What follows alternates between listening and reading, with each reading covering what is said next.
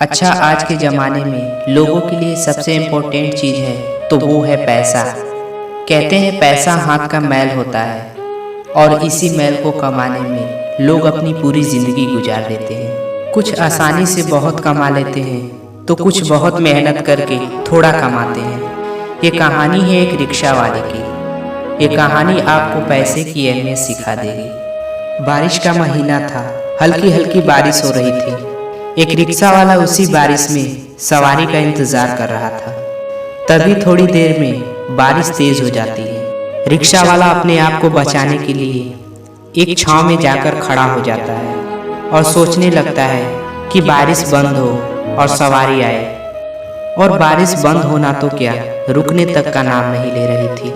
तभी वो रिक्शा वाला देखता है कि एक आदमी उसी बारिश में छतरी लगाए हुए रिक्शे की तरफ आ रहा होता है।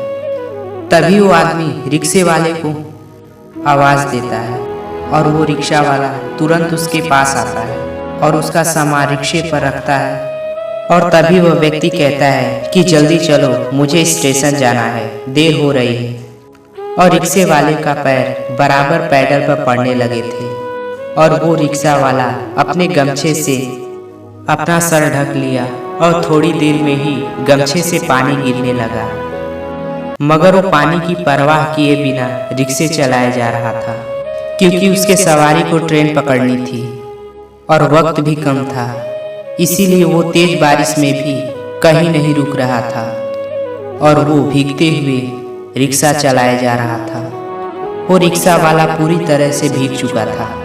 करीब 1 घंटे रिक्शा चलाने के बाद वो स्टेशन पहुंच गया और उस व्यक्ति का सामान उतारकर सुरक्षित स्थान पर रख दिया। और रिक्शे वाले ने उस व्यक्ति से 40 रुपया रिक्शा भाड़ा मांगा, लेकिन उस व्यक्ति ने उसे 30 रुपया थमा दिया। रिक्शे वाले ने कहा कि अरे साहब, 40 रुपया दीजिए, 1 रुपये भी ज़्यादा मैंने नहीं मांगा, स्टेशन का यही रिक्शा भाड़ा है। और उस व्यक्ति ने उसे 5 रुपया और दिया और कहा कि अब वो 1 रुपये भी ज़्यादा नहीं देगा। और वो व्यक्ति अपना सामान लेकर आगे बढ़ गया। रिक्शे वाले ने अपना गमछा निचोड़ा और अपनी अगली सवारी का इंतजार करने लगा। मैं बस इतना कहना चाहता हूँ कि अक्सर हम रिक्शे वाले से, सड़क पे दुकान लगाने वाले से, हर एक छोटे व्यापारियों से मोल भाव करते हैं, उससे 10-5 रुपये कम देने की कोशिश करते हैं। क्या हम 10-5 रुपये बचा लेते हैं तो क्या हमें बहुत खुशियाँ मिल जाती है? नहीं, लेकिन इन्हीं 10-5 रुपये से उन्हें खुशियाँ मिलती है। वही जब हम बड़े मॉल में जाते हैं या रेस्टोरेंट में जाते हैं तो रेट से ज़्यादा पैसे देकर आते हैं, लेकिन जो अपने कलेजे पर बैठाकर हमें अपनी मंजिल तक पहुंचाता है तो उसके पैसे हम काट लेते हैं। ये कहाँ का नियम है? वो कहते हैं ना कि गरीब की मुस्कुराहट खुदा को मुस्कान देती है।